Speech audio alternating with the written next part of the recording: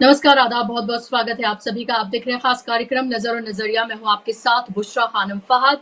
एक नाम जो लगातार सुर्खियों में बना हुआ है और वो शायद सुर्खियों में बने भी रहना चाहते हैं, वो नाम है सीजेआई चंद्रचूड़ का, जो लगातार सुर्खियों में बने हुए हैं। आज उनके कार्यकाल का आखिरी दिन है, आज वो रिटायर हो रहे हैं। हालाँकि दिन तो उनका 10 तारीख तक है, जो लास्ट डे है, लेकिन लास्ट वर्किंग डे उनका आज है। और लगातार उनके फैसले दिए गए फैसलों की चर्चाएं लगातार हो रही हैं, क्योंकि 5 ऐसे अहम फैसले थे जिसको लेकर लगातार नजरें बनी हुई थी कि जाते जाते सीजेआई चंद्रचूड़ आखिर क्या फैसला इस पर सुनाते हैं। उनमें से 2 महत्वपूर्ण, बेहद महत्वपूर्ण फैसले थे और वो था एक तो मदरसा एक्ट को लेकर, जो सीधे तौर पर मुसलमानों से जुड़ा हुआ था, और दूसरा भी अल्पसंख्यक समुदाय से ही जुड़ा हुआ था और वो था एएमयू का माइनॉरिटी स्टेटस। दोनों ही फैसले बेहद अहम रहे और दोनों ही फैसले डीवाई चंद्रचूड़ ने कहीं ना कहीं, हम ये कह सकते हैं कि मुसलमानों के हक में सुनाए और नरेंद्र मोदी सरकार को, भारतीय जनता पार्टी को एक झटका जरूर लगा है। लेकिन जब हम बात डीवाई चंद्रचूड़ की करते हैं और उनके पूरे कार्यकाल की हम करते हैं, तो उसमें कई तरह के सवाल भी उठते हैं। हाल ही में डीवाई चंद्रचूड़ के कई वक्तव्य सुर्खियों में रहे, जहां उन्होंने ये कहा कि वो ये जानने में भी बहुत व्याकुल थे कि इतिहास उनको किस तरह से याद करेगा। आखिर किस तरह के सीजीआई के तौर पर उनको तारीख याद रखने जा रही है, ये जानने में वो बहुत व्याकुल हैं। हाल ही में उन्होंने कई इंटरव्यूज भी दिए।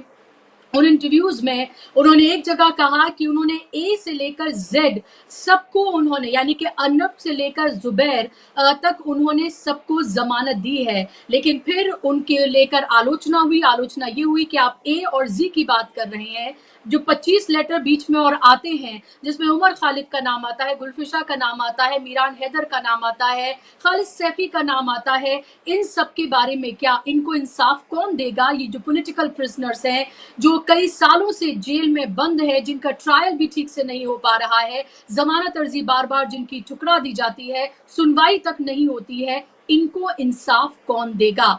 लेकिन कुछ फैसले डीवाई चंद्रचूड़ के ऐसे भी रहे जहां ये कह सकते हैं कि चारों तरफ आपको अंधेरा दिख रहा हो और आपको एक किरण चाहिए हो रोशनी की, कहीं वो फड़फड़ाता दिया भी आपको देखने के लिए मिल जाए तो आपकी उम्मीदें जग जाती हैं। उसी तरह के कुछ फैसले डीवाई चंद्रचूड़ के रहे। लेकिन फिर डीवाई चंद्रचूड़ ने जब बाबरी मस्जिद के फैसले को लेकर ये कहा कि उनको रात भर नींद नहीं आई, या वो इस को लेकर बहुत ज्यादा एक तरह से पशुपेश में थे कि वो क्या करें, तो उन्होंने भगवान की शरण ली। इसको लेकर सवाल ये उठाए गए कि आपने संविधान के तहत आपने ये फैसला सुनाया, कानूनी जो पहलू है उनको देखकर सुनाया, या फिर आपने आस्था के आधार पर, या फिर आप भगवान की शरण में गए और आपने फिर ये फैसला सुनाया। उसके बाद नरेंद्र मोदी के साथ जिस तरह से वो पूजा अर्चना करते हुए नजर आए, उसके बाद कई और उनके इस तरह की बातें रही जिसको लेकर लगातार उनकी आलोचना रही और ये कहा जाने लगा कि क्या डीवाई चंद्रचूड़ जाते जाते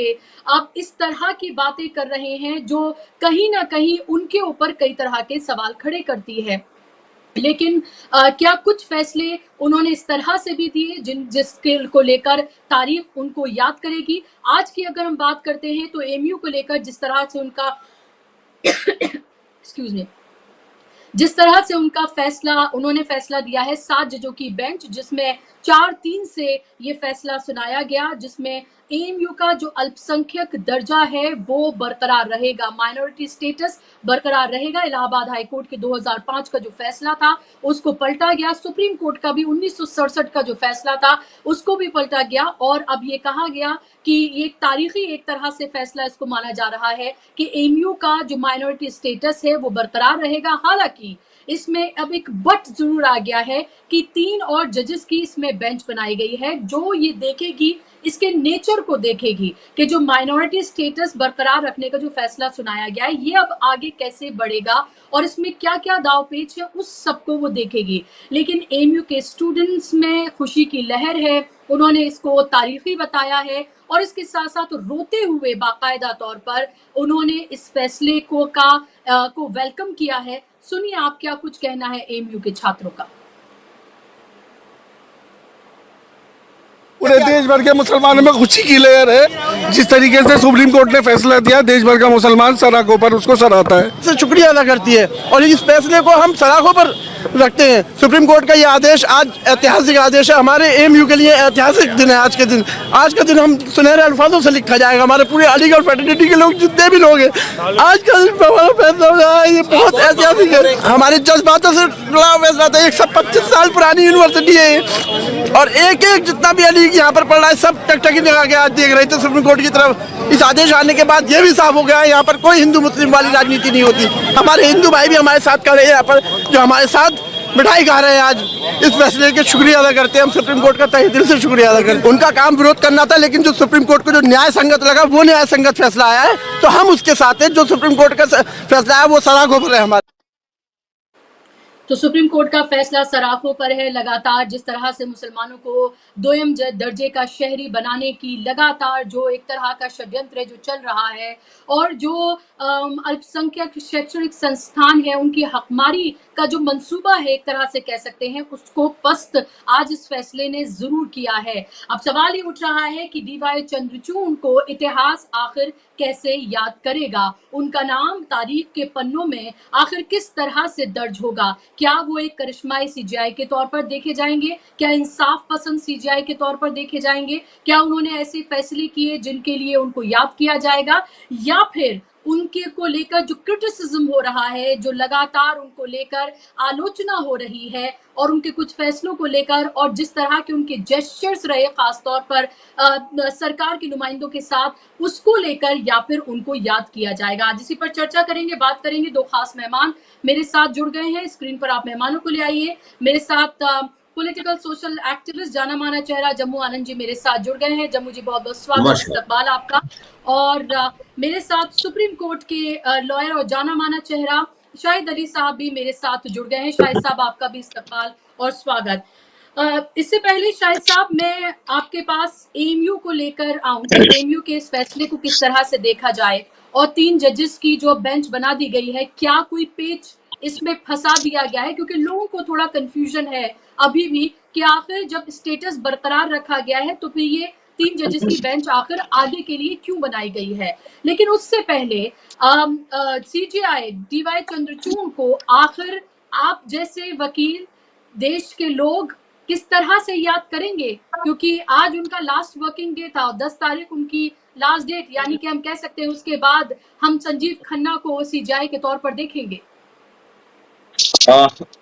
देखिए, सबसे पहले तो मैं आपकी बात का जवाब दे दूं। सीजीआई एक नुमाइंदा होता है, एक ह्यूमन बीइंग होता है, लेकिन ये एक कॉन्स्टिट्यूशनल पोस्ट है। वहां जो भी बैठता है बेसिकली सीजीआई वो होता है, पोस्ट है सीजीआई।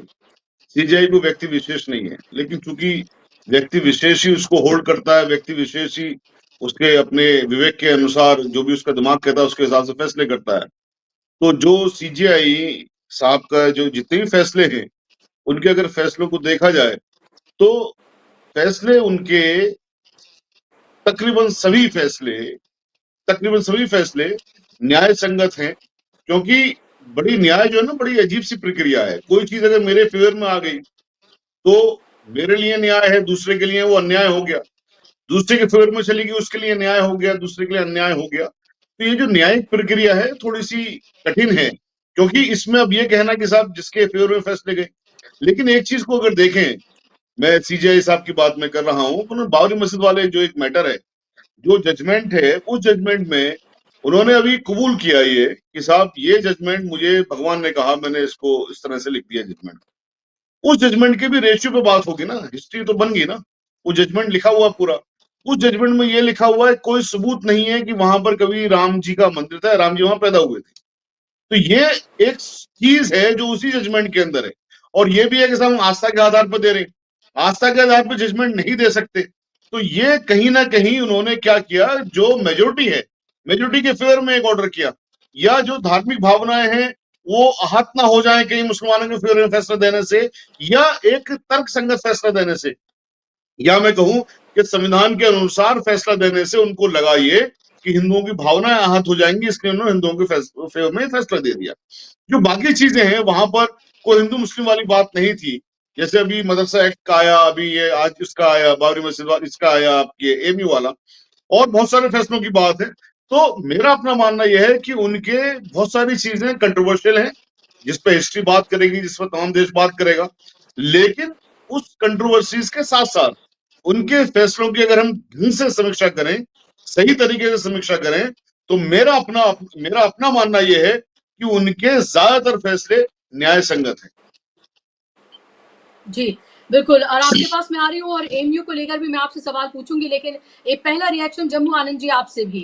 तारीख कैसे याद करेगी, इतिहास कैसे याद करेगा डीवाई चंद्रचूड़ को? क्योंकि जो एक यंग रिपोर्टर सौरभ दास, जिन्होंने कैरावन में एक पूरी रिपोर्ट उनको लेकर की है और उनको लेकर एक तरह से तमाम जो उनका पूरा बैकग्राउंड है, कैसे वो यहाँ तक पहुंचे, तमाम चीजों को उन्होंने खोल कर उसमें रखा है, और उसके बाद कई तरह के सवाल भी उसको लेकर अब उठे हैं।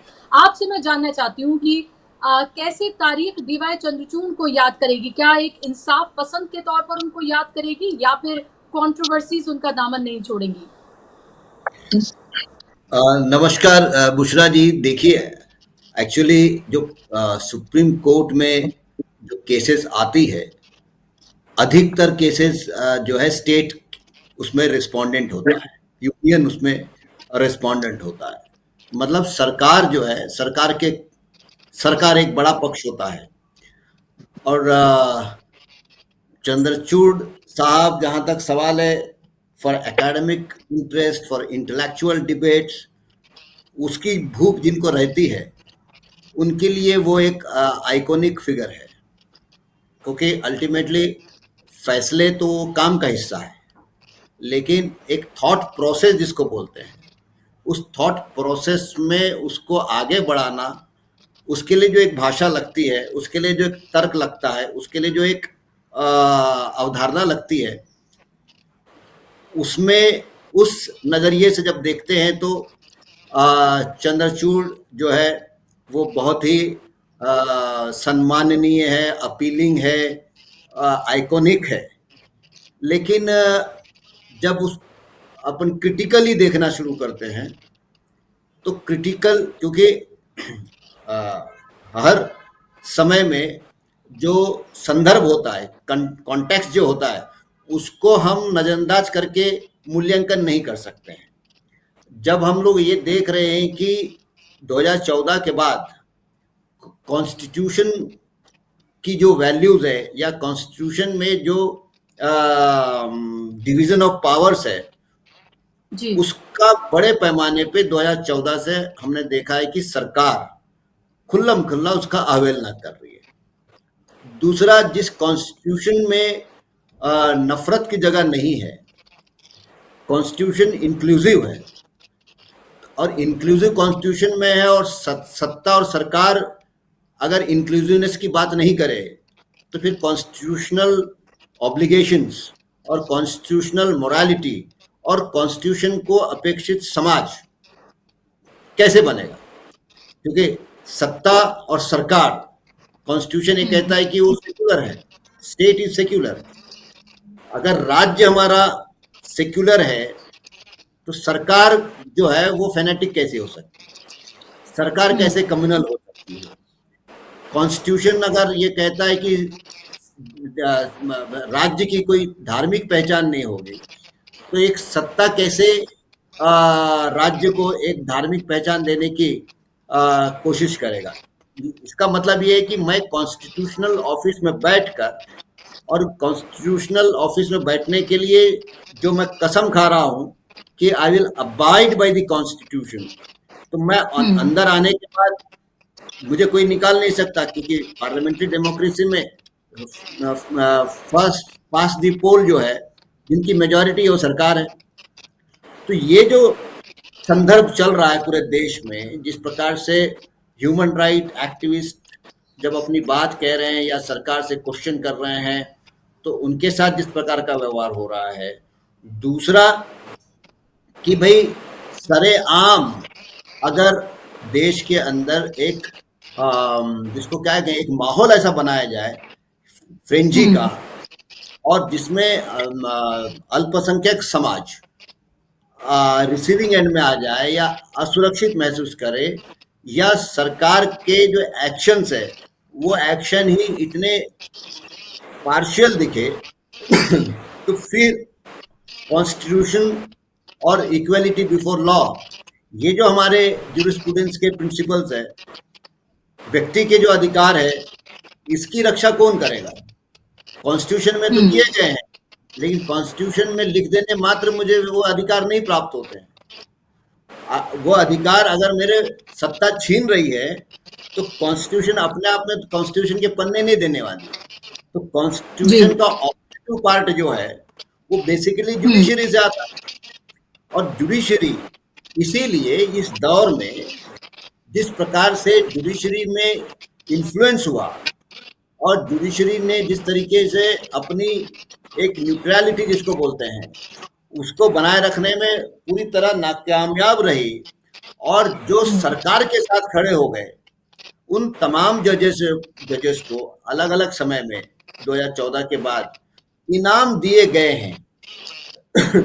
इस वजह से एक ऐसा वातावरण देश में बना कि भाई उम्मीद की किरण, जिसको अपन कहते हैं ना कि एक उम्मीद की किरण, तो चंद्रचूड़ साहब से वो उम्मीद की किरण इतनी जगी हुई थी, जहां ऐसा महसूस होने लगा था कि भाई चंद्रचूड़ साहब जो है लिव अपार्ट, सत्ता या सरकार परेशान होगी या नहीं होगी ये सुप्रीम कोर्ट का सोचने का सवाल नहीं पैदा होता है। सुप्रीम कोर्ट का इतना ही है कि जो सही है, जो तथ्य जो उनके सामने है और जो संविधान है उसके आधार पर उसको फैसले देना है। तो इसीलिए चंद्रचूड़ साहब के बारे में जब वो आए एज अ चीफ जस्टिस, एक बहुत बड़ी उम्मीद खड़ी हो गई, बन गई थी देश में कि हाँ अब सरकार पे कहीं ना कहीं मनमानी, मतलब इससे मैं सहमत हूं कि supreme court is not opposition to the government, मतलब ऐसा रिलेशनशिप नहीं है। लेकिन क्या जम्मू जी जब वो नरेंद्र मोदी के साथ पूजा करते हुए नजर आए तो क्या वो एक उम्मीद टूटी? क्या जो एक उम्मीद उनसे बनी हुई थी, और जब उन्होंने ये कहा कि वो भगवान की शरण में गए राम मंदिर का के फैसले को लेकर, तब क्या वो एक उम्मीद टूटी जो सीजीआई को लेकर, चंद्रचूड़ को लेकर थी, एक हाई होप्स थी, क्या वो कहीं ना कहीं धराशायी हुई? और उसी के बाद से उनका लगातार क्रिटिसिज्म हुआ। क्रिटिसिज्म इसलिए भी हुआ कि आप लगातार जो बुलडोजर न्याय है उस पर तारीख है, लेकिन आप उसको लेकर कोई कॉन्क्रीट फैसला नहीं सुनाते हैं। आप ये कहते हैं कि आपने ए को यानी अर्नब को भी जमानत दी, आपने जी यानी जुबैर को भी जमानत दी, लेकिन बीच के जो 25 लेटर हैं उनका क्या हुआ, उनके बारे में आप बात नहीं करते हैं। तो आप अपने ऊपर बैचेस तो लगवाना चाहते हैं, आप चाहते हैं कि बैचेस लगे और बहुत हाई उससे आपको याद किया जाए, लेकिन ये तमाम चीजें, तमाम तमगे भी तो उनके साथ लगे रहेंगे। देखिए, उम्मीद जो है टूटनी शुरू हो गई थी जब एक के बाद एक ऐसे मसले पर जहां सरकार और सरकार के मंत्री सीधे तौर पर जो है वो अड़चन में आ सकते थे। चाहे लोहिया केस का सवाल हो, भाई लोहिया केस में भाई यहाँ तो लोहिया तो आपके फेटर्निटी के थे ना, क्योंकि एक फेटर्निटी का भी सवाल आता है। अगर आप भी अपने फेटर्निटी में एक जज की हत्या के प्रति संवेदनशील नहीं अगर होंगे तो फिर और कौन होगा? बाकी तो थे ही नहीं। तो लेकिन लोहिया के मामले में उन्होंने एकदम क्लोज कर दिया, अमित शाह के मामले में क्लोज कर दिया, राफेल के मामले में क्लोज कर दिया। तो वहीं से धीरे धीरे ये समझ में आने लगा कि भाई उम्मीद टूटने शुरू हो रहे थे। और फिर महाराष्ट्र सरकार का मामला आया कि मतलब कितनी अजीब बात है कि चुनाव चालू हो गए और फैसले भी पूरे नहीं हुए। मतलब अब तो सब इनफेक्चुअस हो गया ना, क्योंकि अब नई सरकार बनेगी तो नया असेंबली का अध्यक्ष बनेगा, नई सरकार बन जाएगी, तो पुराने अध्यक्ष ने सही निर्णय लिया नहीं लिया अब तो उसका कोई मायने है क्या? कोई मायने नहीं रह गया। लेकिन एक के बाद एक चंद्रचूड़ साहब से जहां सरकार जो है और सरकार के मंत्री जो है वो कटघरे में खड़े हैं, वहां उन्होंने उनको बचा लिया। तो उम्मीद टूटना तो शुरू हुआ। लेकिन ये जो घटना हुई अपने मूल गांव में जाके मंदिर में, जब उन्होंने कहा कि मेरे लिए बहुत तकलीफ का मामला था, मेरे तो समझ में ही नहीं आ रहा था कि क्या लिखूं बाबरी मस्जिद राम जन्मभूमि का जो मसला था, तो फिर मैंने भगवान को बोला कि मुझे मार्गदर्शन करो। ये उन्होंने अपने ही इस स्टेटमेंट से एक प्रकार से कन्फेस किया, कबूल किया, मैं सरकार के साथ खड़ा हूं या सरकार को मैं अड़चन में नहीं लाना चाहता हूं, भले मुद्दे कितने भी सही हो। और वो कबूलनामा देने के पहले उन्होंने जो खुद की ओर से जो मोहर लगवाया था ऑफिशियली, वो मोहर लगवाया था गणपति की पूजा अपने घर में बुला के बोलो, देखिए कोई किसी घर में ठस नहीं सकता। अगर देश का सुप्रीम कोर्ट का चीफ जस्टिस कॉन्स्टिट्यूशनल गाइडलाइंस के मुताबिक जो दूरी बनाए रखने की, उस पर अगर नहीं बोलने की हिम्मत नहीं कर पा रहा है, तो फिर नहीं कौन बोलेगा? फिर तो ट्रायल कोर्ट के मजिस्ट्रेट बोलेंगे क्या? हम उम्मीद उनमें देख रहे हैं क्या? चीफ जस्टिस अगर हिम्मत नहीं जुटा पा रहा है, तो हिम्मत जुटाने वाला कौन है? क्योंकि सुप्रीम कोर्ट के चीफ जस्टिस के बाद तो कोई जस्टिस है ही नहीं, तो रिटायरमेंट है, आज फेयरवेल आ गया।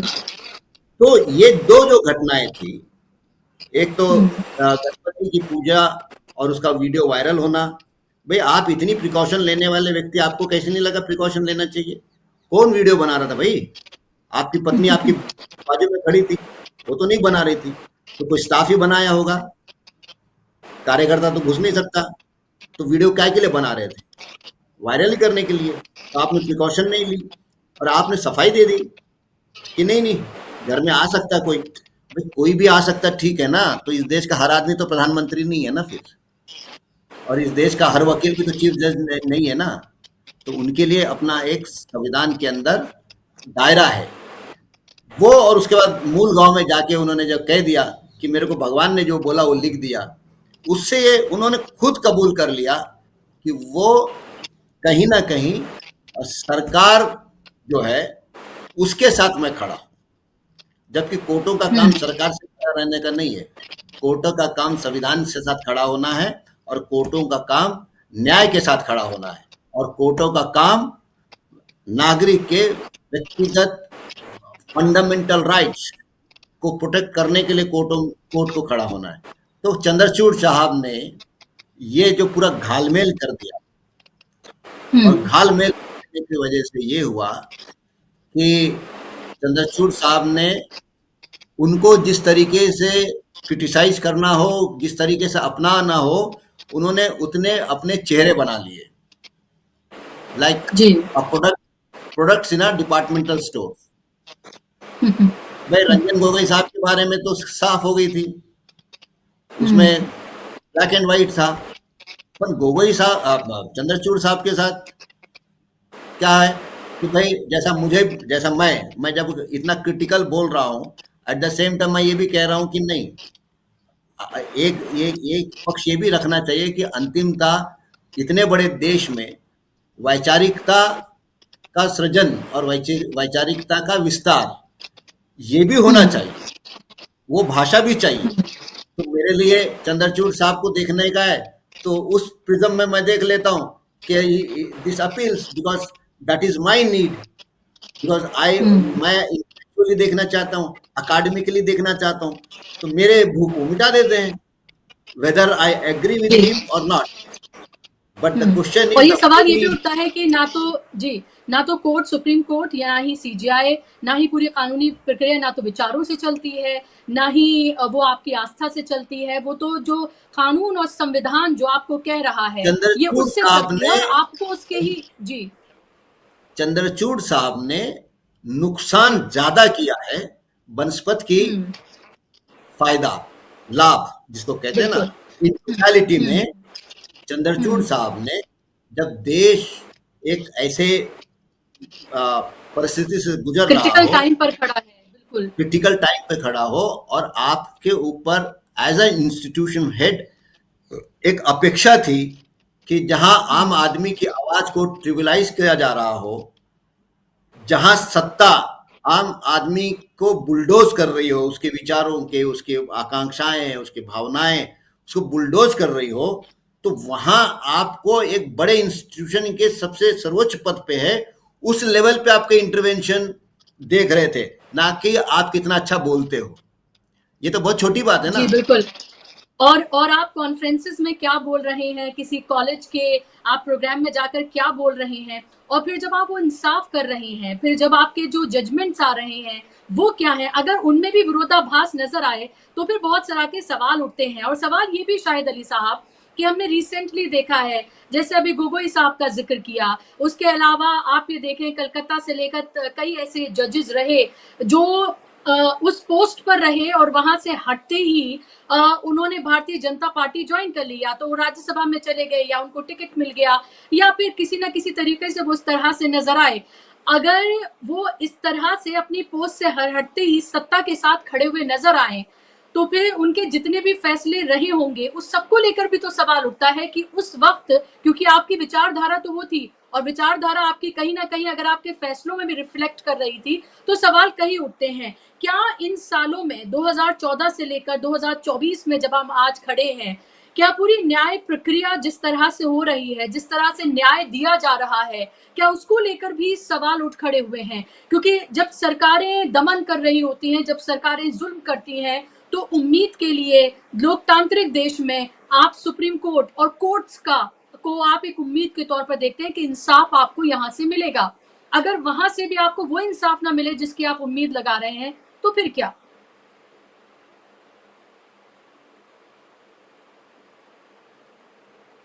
अनम्यूट आप कर लीजिए।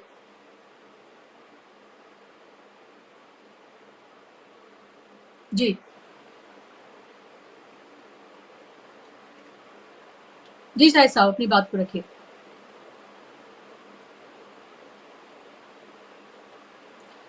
तो शाहिद साहब के पास मैं लौट रही हूँ, लेकिन लग रहा है उनका फ्रेम जो है वो फ्रीज हो गया है।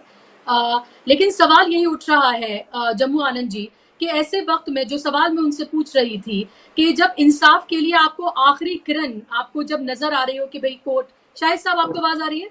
मुझे आवाज है। जी तो जी अपना जवाब मेन चीज आपके सवाल में जो एक बहुत खूबसूरत बात थी, होती विचारधारा वाली बात। देखिए, अगर विचारधारा पे आपने गौर कर लिया तो सीजीआई साहब का पूरा कैरेक्टर, पूरा सब कुछ आपके सामने आ जाएगा। इंसान की जो विचारधारा होती है वो उसी के हिसाब से कानून को इंटरप्रेट करता है, उसी के हिसाब से वो कॉन्स्टिट्यूशन को इंटरप्रेट करता है। बेसिकली जो इंटरप्रिटेशन है, मेन चीज वही होती है। हमें जब लॉ में एडमिशन हुआ था, पहली चीज पढ़ाई गई थी, law is nothing but playing with words, अल्फाजों के साथ खेलना है।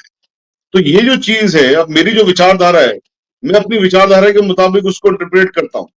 अब ये जो आज जो जजमेंट आया, उसी में देखिए आप 3 जजेस ने उसको डिसेंट किया है, जिसमें जो सतीश चंद्रा साहब है, उन्होंने तो बिल्कुल ही गजब ढा दिया उसके अंदर। उन्होंने कह दिया साहब स्पेशल प्रोटेक्शन नहीं मिल सकती, कॉन्स्टिट्यूशन कह रहा है स्पेशल प्रोटेक्शन मिलेगी, क्योंकि वो लोग कमजोर होती है, वो कह रहे नहीं मिलेगी। तो विचारधारा की जो चीज होती है कि आदमी की विचारधारा क्या है। अब यहाँ पर मैं आ जाता हूँ सीजीआई साहब के पास में दोबारा से। तो ऐसा लगता है कि ये कहीं ना कहीं स्पिरिट पर्सनैलिटी कुछ लोगों की होती है। स्पिरिट पर्सनैलिटी में क्या होता है कि अगर स्पिरिट पर्सनैलिटी का मैटर नहीं होता, तो आज की डेट में, विज्ञान के जमाने में, एक चीफ जस्टिस जो इंसान है वो यूं नहीं कह सकता कि साहब मैंने भगवान से पूछा, भगवान ने आके मुझे जवाब बताया। तो ये जो चीज है, कहीं ना कहीं स्पिरिट पर्सनैलिटी का मैटर है। अब ये स्पिरिट पर्सनैलिटी में उनको कई बार भगवान से उनकी बात हो जाती है, भगवान जजमेंट बता देते हैं। कई बार हो सकता है वो भगवान उनके लिए ऑनरी प्राइम साहब को भी भगवान कह रहे हो, क्योंकि भगवान तो खुद उनके घर में तशरीफ लेके गए थे। तो ये पता नहीं है कि वो चीजें क्या हैं। कल को हो सकता है जब वो इस पद से हट जाएंगे 10 तारीख के बाद में, हो सकता है वो और इससे बड़े बड़े कबूलनामे करें, तो उनकी पर्सनैलिटी के बारे में और लोगों को ज्यादा पता लगेगा। उनके बहुत सारे जजमेंट, अब जैसे इलेक्शन से पहले जो इसका बॉन्ड्स का जजमेंट था, किसी की मजाल थी वो जजमेंट दे सके, वहां पर वो दिया उन्होंने, और गवर्नमेंट के खिलाफ जबरदस्त तरीके से उसमें वो रहे। लेकिन कुछ जजमेंट्स ऐसे हैं कि गवर्नमेंट के साथ में वो खड़े हुए दिखे। तो ये जो केस है, ये जो चीज है स्प्लिट पर्सनैलिटी का, उनको समझना मेरा ख्याल है नामुमकिन सी बात है कि वो कब क्या करेंगे, कब क्या नहीं करेंगे, कब उन्होंने क्या किया। अब जब से प्राइम मिनिस्टर साहब के घर गए, तब से लगातार जो जजमेंट आए गवर्नमेंट के अगेंस्ट आए। ये जरा चीज देखने वाली बात है कि ऐसी क्या चीज हो रही है। क्या प्राइम मिनिस्टर साहब उनसे कहने गए थे भाई ये अब जजमेंट ना हमारे खिलाफ देना, आपने एक राम मंदिर वाला दे दिया तो राम मंदिर वाले में कन्फेस भी कर लीजिए कि आपने क्यों दिया। तो ये चीजों का असली खुलासा तो वही करेंगे कि क्या चीजें हैं क्या चीजें नहीं है। हम आज की डेट में जो बात कर रहे हैं, आज की डेट में जो उन्होंने एक के बाद दूसरा जजमेंट दिया है, ये इनको अब जरा देखिए आप। एक जजमेंट में उन्होंने कहा जी और जीने दो मदरसा वाले में, ये कितनी बड़ी बात है। जब पूरा देश की जो संवैधानिक सरकारें हैं, खासतौर से उत्तर प्रदेश की, वो पूरी तरह से कानून को खत्म करने में लग रही है, तब एक सीजेआई साहब का एक वो आता है, जजमेंट आता है, कहते हैं जी और जीने दो।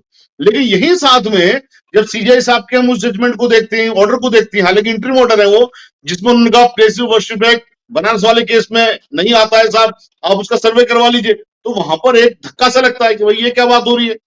प्लेस ऑफ वर्शिप एक्ट में जब आपने कह दिया कि आप किसी का भी बात ही नहीं करेंगे किसी और मंदिर मस्जिद गुरुद्वारे की, किसी प्रॉपर्टी की जांच करने का मतलब ही नहीं होता, 1947 का स्टेटस बरकरार रखा जाएगा, तो आप सर्वे क्यों करवा रहे हो।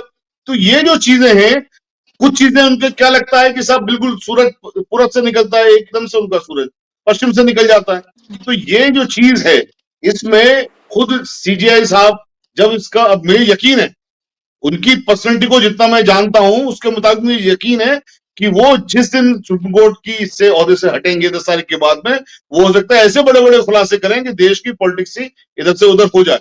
बिल्कुल इसमें कोई जरा सी वो नहीं है। अब ये जो चीज है आज की डेट में, जो एक पॉलिटिक्स पूरी तरह से मुसलमानों को हादसे पे ले आए, उनके धर्म के बिना पर, कॉन्स्टिट्यूशन कहता है धर्म के बिना पर आप पक्षपात नहीं कर सकते, बल्कि आप, क्योंकि वो कमजोर होते हैं धर्म की बिना पर या जबान की बिना पर या जाति की बिना पर, तो आप उनको स्पेशल प्रोटेक्शन देंगे। तो यहां पर इन लोगों ने क्या किया, जो सरकार संविधान से बनी हुई है, उन्होंने इनके खिलाफ एक मुहिम चला दी कि साहब आप मुसलमान हो तो आपके तो घर भी तोड़े जाएंगे, दुकानें भी तोड़ी जाएंगी, आपको जेलों के अंदर भी ठूसा जाएगा, आपके मुकदमे भी लगाए जाएंगे, आपका कोर्ट्स के अंदर फैसले भी नहीं होने दिए जाएंगे। तो इस तरह की चीजें हुई और मुसलमान पूरी तरह से हाशिए पर आ गया। आपको मदरसों में नहीं पढ़ने दिया जाएगा, आपको बिजनेस नहीं करने दिया जाएगा, आपकी प्रॉपर्टीज को छीन ली जाएंगी वक्त प्रॉपर्टी के तौर पर। तो जब गवर्नमेंट की तमाम ये सब चीजें आई कि साहब मुसलमानों को आप एक तरह से बिल्कुल खत्म कर देना चाहते हैं इस देश से, पॉलिटिकली, सोशली, इकोनॉमिकली, तो जब यहाँ पर ये दो जजमेंट का आ जाना, बड़े बड़े जजमेंट का आ जाना, अब एमयू एक्ट का जो फैसला आ गया, एमयू का जजमेंट आ गया, वहां से हमारा माइनॉरिटी स्टेटस बहाल हो जाता है। ऑनरेबल सुप्रीम कोर्ट में जो रेफरेंस किया उसका उन्होंने जो जवाब दे दिया, अब 3 जज बेंच के पास में कुछ और रह नहीं जाता है सिवाय इसके ये ऑर्डर करने का कि हाँ साहब ये माइनॉरिटी कैरेक्टर है इसका, ये माइनॉरिटी इंस्टीट्यूशन है। तो अब हमें इस फैसले की वजह से पढ़ाई का हक मिल गया, नहीं रह गया है। यानी कि जो 7 जजों की, क्योंकि वो लार्जर बेंच थी, उससे वो अब स्मॉलर बेंच यानी कि 3 जजेस पे चला गया, तो स्टेटस वही रहेगा। उसका नेचर क्या होगा, क्या आप इसको लेकर बस फैसला आना है? नहीं, मैं बिल्कुल समझा देता हूँ इस चीज को, थोड़ा सा अगर मुझे आप 1 मिनट का टाइम दे तो मैं तफसील के साथ समझा देता हूँ। देखिए 1967 में अजीज बादशाह में एक केस आया, एक जजमेंट आया, जिसमें अजीज बादशाह में सुप्रीम कोर्ट ने कहा कि साहब ये इस्टेब्लिश भले मुसलमानों ने करी हो, लेकिन चूंकि ये इनकॉर्पोरेट इंपीरियल एक्ट के जरिए हुई, स्टेटस जो यूनिवर्सिटी का मिला इंपीरियल एक्ट के जरिए मिला, तो इसलिए इसको माइनॉरिटी इंस्टीट्यूशन नहीं माना जा सकता। उसके बाद में बहुत ज्यादा हंगामे हुए, बहुत सारे मुसलमानों की शहादतें हुई, बहुत सारे स्टूडेंट की शहादतें हुई, और वो जो एजिटेशन चले उसमें से बहुत सारे जो उस वक्त लीडरान थे, स्टूडेंट लीडरान थे, वो बड़ी बड़ी पोस्टों पे हिंदुस्तान के अंदर पहुंचे, आज भी बहुत बड़ी बड़ी पोस्टों को होल्ड किए हुए हैं कुछ लोग उसमें से। बहरहाल फिर गवर्नमेंट ऑफ इंडिया ने एक एक्ट लेके आया जिसको एएमयू का माइनॉरिटी कैरेक्टर बहाल करा। उस बहाल करने के बाद में जब मुसलमानों को उस एक्ट की वजह से 50% मेडिकल कोटा दिया गया, तो उसको चैलेंज किया गया इलाहाबाद हाई कोर्ट में। इलाहाबाद हाई कोर्ट ने 2006 में कह दिया कि नहीं साहब इसका तो माइनॉरिटी स्टेटस ही नहीं है, यानी कि पार्लियामेंट के एक्ट को उन्होंने खत्म कर दिया, और 1967 के जो अजीज बादशाह का केस था उसको उन्होंने दोबारा से लागू कर दिया। अब ये 1919 में जिन रंजन गोगोई साहब की बात चल रही थी कि उन्होंने अपने आप को दिखा दिया कि साहब मैं क्या हूं, एक वक्त ऐसा भी था कि उन्होंने ये रेफरेंस भेजने का काम किया। अगर वो रेफरेंस नहीं भेजा गया होता 2019 में तो आज जजमेंट नहीं आता। तो बेसिकली वो भी इसके सूत्रधार है कहीं ना कहीं। तो ये जो चीजें होती हैं इंसान की, खैर मैं इसमें बाद में आ जाऊंगा। 2019 का जो इनको रेफरेंस भेजा गया, ये इनके लिए जो 3 जजेस ने खिलाफ ऑर्डर दिया है, बेसिकली उन्होंने कहा कि साहब ये रेफरेंस ही नहीं भेजना चाहिए था, ये रेफरेंस ही गलत भेजा गया। कमाल की बात उन्होंने करी है। अब रेफरेंस क्या था इस चीज को जरा समझिए, मैं देश को भी चाहता हूं उस चीज को समझे। क्योंकि इस ऑनरेबल सुप्रीम कोर्ट की इस ऑर्डर को भी कुछ लोग क्रिटिसाइज कर रहे हैं कि साहब 3 जजों के पास क्यों भेजा, वो भी कर देते। वो भेज नहीं सकते थे क्योंकि रेफरेंस एक लिमिटेड रेफरेंस था। रेफरेंस ये था कि जो इंपीरियल एक्ट के जरिए इसको यूनिवर्सिटी का स्टेटस दिया गया, क्या उस स्टेटस की वजह से माइनॉरिटी इंस्टीट्यूशन फिर भी कहला सकती है या नहीं कहला सकती है, नंबर एक बात। नंबर दूसरी बात उसके अंदर ये थी कि ये जो इसको अजीज बादशाह का जो केस था, अजीज बादशाह के केस में जजमेंट आया, क्या वो जजमेंट गलत था? क्योंकि अजीज बादशाह के केस में कहा गया था कि साहब जो इंपीरियल एक्ट है उसके जरिए मिली है। तो दो रेफरेंस थे बेसिकली। एक, इनको सिर्फ इसी को आंसर करना था, कुछ और आंसर कर नहीं सकते थे ये बेंच। अब ये देखिए, इस रेफरेंस को एक 11 जजेस बेंच के पास में गया, उसका नाम था टीएमए पाई। टीएमए पाई के केस में जब ये रेफरेंस की बात हुई कि साहब ये ऑनरेबल सुप्रीम कोर्ट इसको डिसाइड कर ले, तो 11 जजेस बेंच ने कह दिया कि हम इसको डिसाइड नहीं करेंगे, इस रेफरेंस को। ये 7 जज बेंच इसको डिसाइड कर सकती थी, 7 जज बेंच ने इसको डिसाइड कर दिया। और डिसाइड करने में यह कह दिया, जो एक बहुत बड़ी बात है, जो वाकई में ऐसी कामयाबी की बात है, जिस चीज के लिए देश या देश के माइनॉरिटी, तमाम मजहब के माइनॉरिटी, जितनी भी माइनॉरिटी हैं, चाहे वो लिंग्विस्टिक माइनॉरिटी हैं, बहुत शिद्दत के साथ देख रहे थे, बहुत शिद्दत के साथ देख रहे थे। देखिए, देश में अगर जो भी माइनॉरिटी के लोग हैं वो तरक्की करेंगे, देश ही तरक्की करेगा। वो मेन स्ट्रीम में आएंगे, देश ही तरक्की करेगा। ये लोग जो संकीर्ण मानसिकता के लोग हैं, कुंठित मानसिकता के लोग हैं, वो नहीं समझ पाते हैं। तो ये उनके मुंह पर एक करारा तमाचा ऑनरेबल सुप्रीम कोर्ट की तरफ से आज है।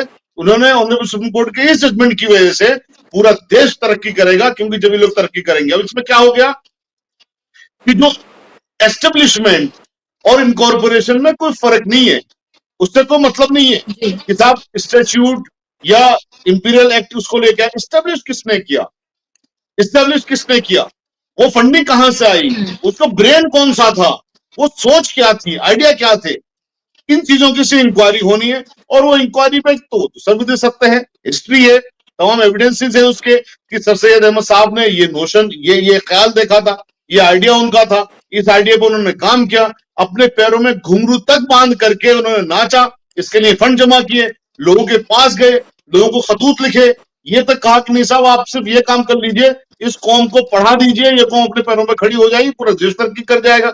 1975 में इसी आइडिया के साथ में ये मोहम्मदन एंग्लो वैदिक इसके कॉलेज की यहाँ पर स्थापना हुई अलीगढ़ में। तो इसको एस्टेब्लिश मुसलमानों ने किया, यानी माइनॉरिटीज ने किया।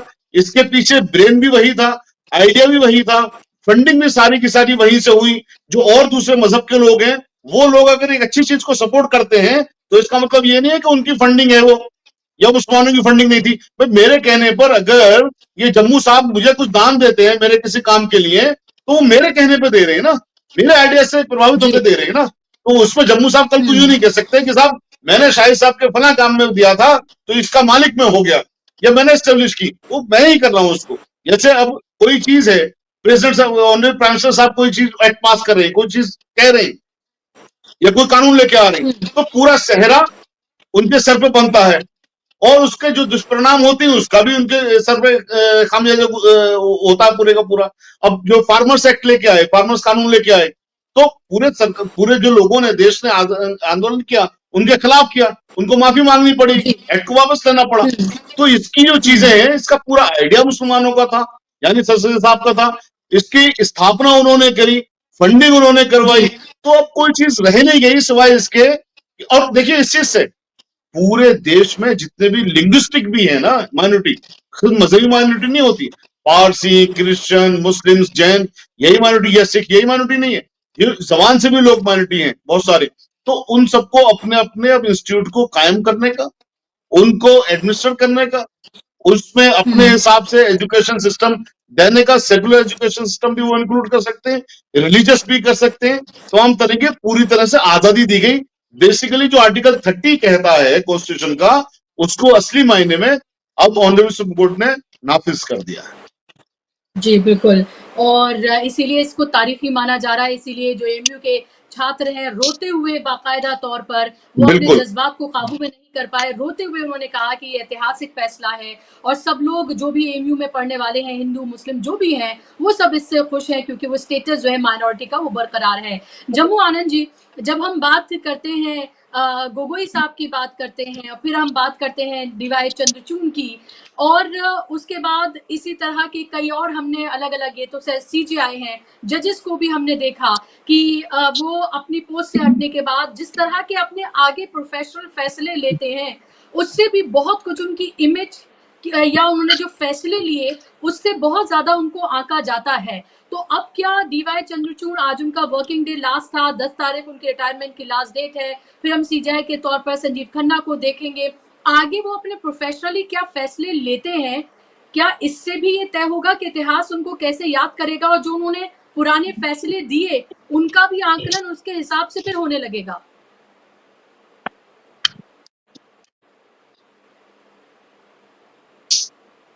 जी जम्मू जी की आवाज खोले।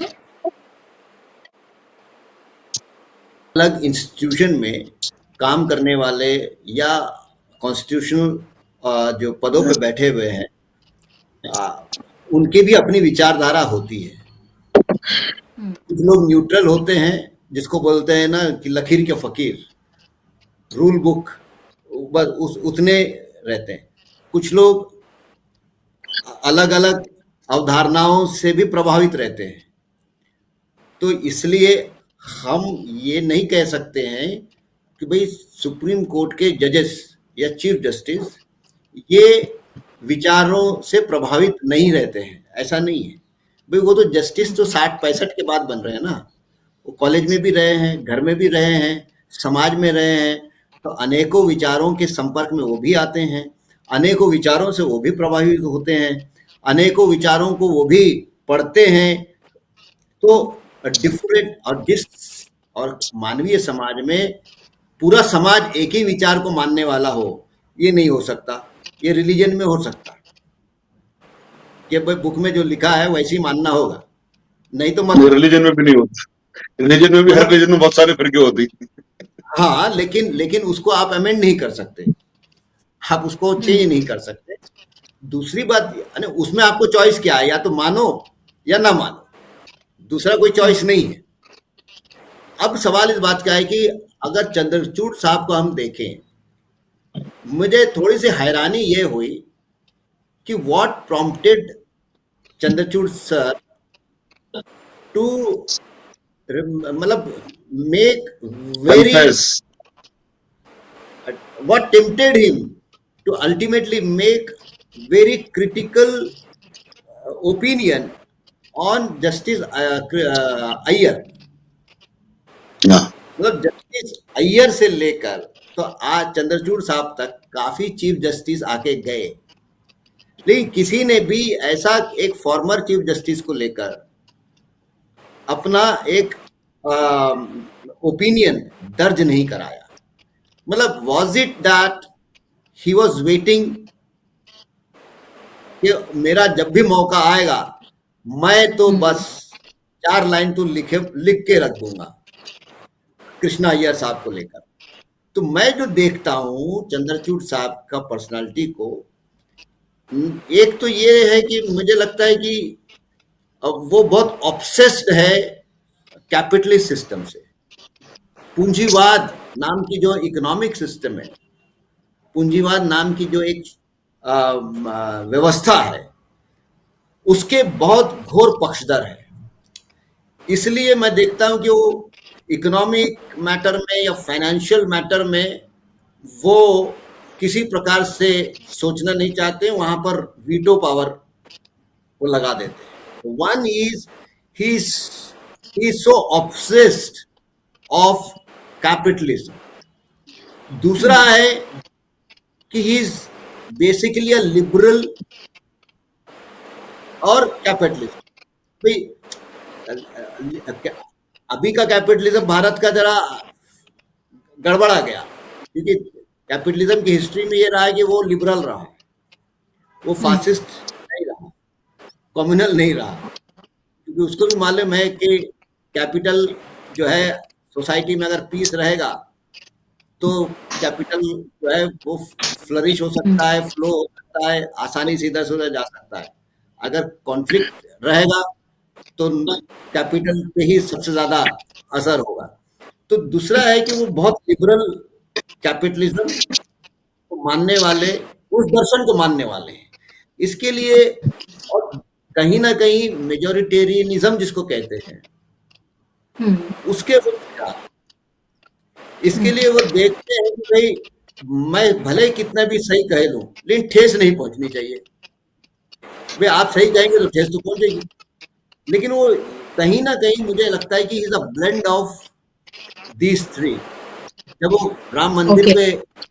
जब राम मंदिर पे भगवान से सहायता मांग रहे हैं, क्योंकि बड़ी मजे की बात है, एक तो नॉन बायोलॉजिकल प्राइम मिनिस्टर है, और दूसरी बात चीफ है, कोर्ट एक अहम फैसले में फिर एक नॉन बायोलॉजिकल सोर्स से ही इंस्पिरेशन लेना चाह रहे हैं, स्ट्रेंथ लेना चाह रहे हैं, गाइडेंस लेना चाह रहे हैं।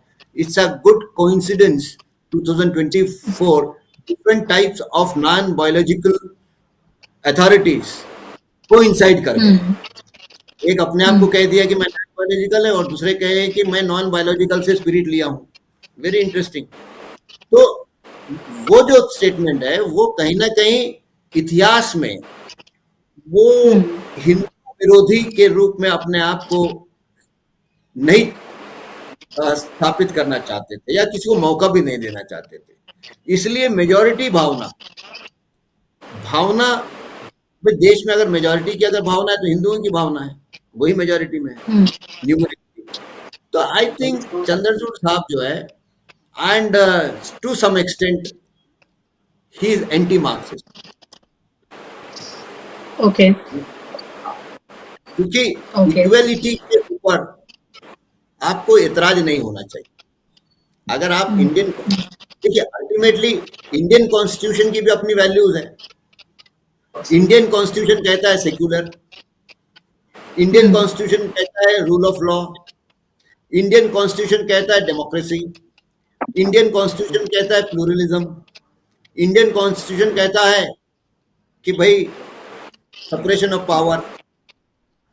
तो अगर सुप्रीम कोर्ट को हम कस्टोडियन मानते हैं इंडियन कॉन्स्टिट्यूशन का, तो उनका जो मुखिया है उनको जज्बाती होना नहीं चाहिए।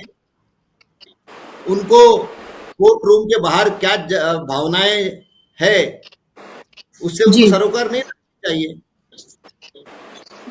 तो उनको तो फिर जहां अगर आप फंडामेंटल राइट्स, नागरिक के फंडामेंटल राइट से आप इतने प्रभावित है, तो भाई विदाउट ट्रायल 5-5 सालों से लोग जेलों में पड़े हुए हैं, और एक ही कम्युनिटी के हैं, पढ़े लिखे हैं। आपने राहत, मतलब आपने आपके टेन्योर में उनके मामले सुनने तक, लिव अपार्ट कि आप रिटायरमेंट तक कुछ जजमेंट नहीं दे सकते थे, but even you did not bother to hear those matters, bring on the table of those matters.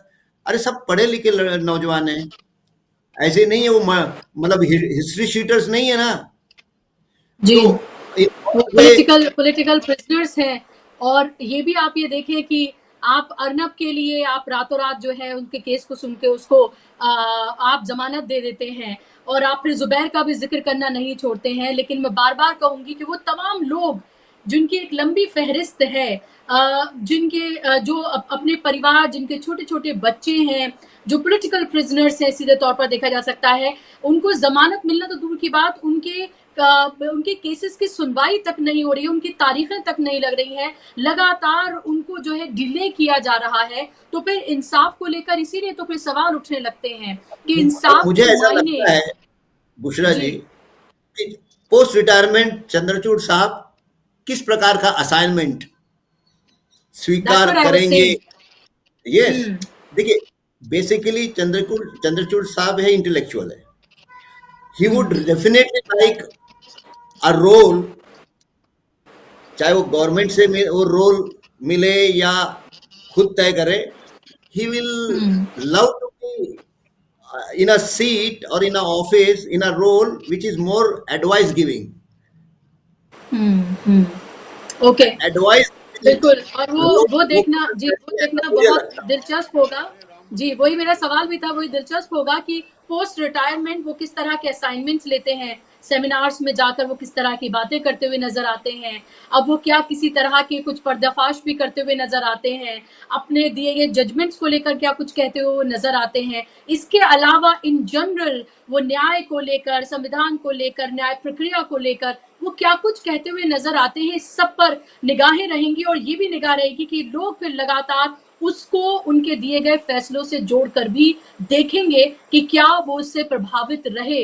ये भी महत्वपूर्ण सवाल है, लेकिन ये कहा जा सकता है कि अब निगाहें संजीव खन्ना पर भी होंगी कि वो क्या फैसला देते हैं। आज का जो फैसला दिया है, जो 4 जजेस जिन्होंने हक में फैसला दिया एएमयू के माइनॉरिटी स्टेटस के, उसमें संजीव खन्ना भी थे, ये भी मैं यहाँ पर बता दूं। तो बहुत बहुत शुक्रिया आप दोनों मेहमानों का। जम्मू जी आपका भी बहुत शुक्रिया, और शाहिद साहब आपका भी बहुत शुक्रिया कार्यक्रम का हिस्सा बनने के लिए, अपना समय देने के लिए बहुत शुक्रिया। शुक्रिया आप तमाम दर्शकों का भी कार्यक्रम का हिस्सा बनने के लिए। आज के कार्यक्रम में बस इतना ही। आप तमाम हमारे जो कार्यक्रम हैं, स्पेशल रिपोर्ट्स हैं, उनको ज्यादा से ज्यादा शेयर करिए ताकि विचार लोगों तक पहुंचे, खबरें ज्यादा से ज्यादा लोगों तक पहुंचे। चैनल को भी सब्सक्राइब करिए और रोज की तरह शाम को 7 बजे जुड़िए राजीव जी के साथ न्यूज पॉइंट में। मुझे दीजिए इजाजत, नमस्कार।